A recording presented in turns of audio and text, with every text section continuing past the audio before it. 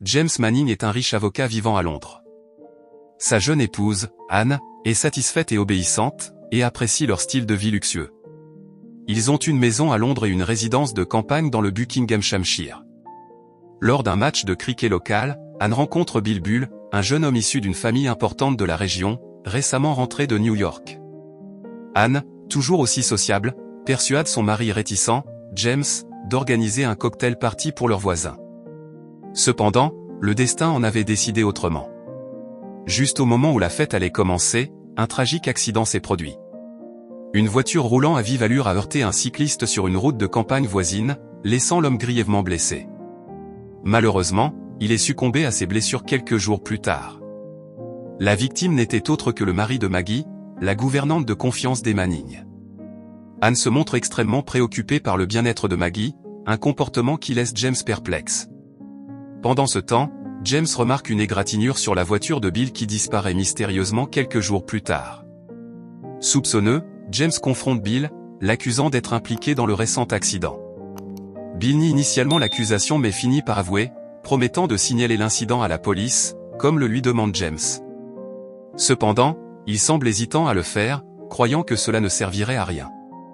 Lorsque James partage sa conversation avec Bill avec Anne, elle s'oppose fermement à ce qu'il aille à la police. Cependant, James est déterminé à voir la justice rendue.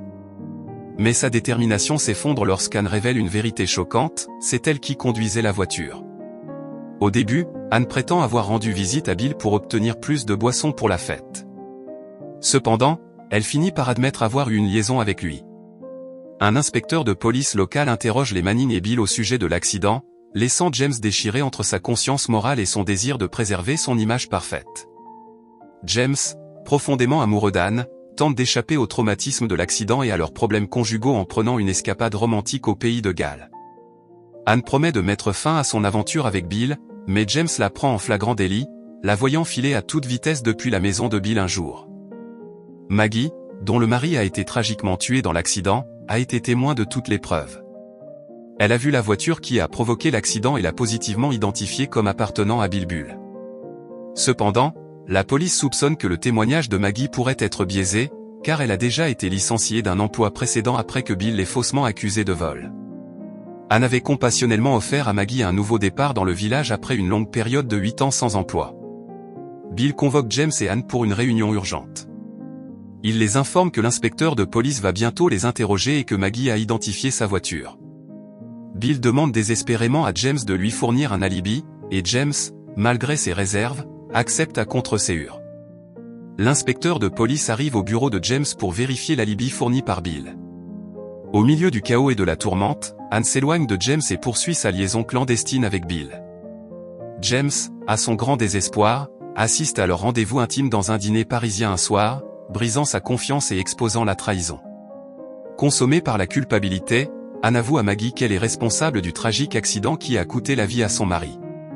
Maggie, profondément loyale envers Anne, décide de retirer sa déclaration à la police. Anne retourne auprès de James, espérant réparer leur relation brisée. Cependant, le destin leur réserve une autre épreuve. James reçoit une révélation déchirante du cousin de Bill, Bill est atteint d'un cancer en phase terminale. Motivée par un mélange de culpabilité et de compassion, Anne se précipite auprès de Bill et consacre les 18 prochains mois à s'occuper de lui jusqu'à son dernier souffle. Le père de Bill exprime sa profonde gratitude à James pour le soutien indéfectible d'Anne. Aux funérailles de Bill, James déclare publiquement son amour éternel pour Anne, et ils partagent un déjeuner poignant ensemble avant qu'elle ne retourne dans l'appartement londonien de Bill.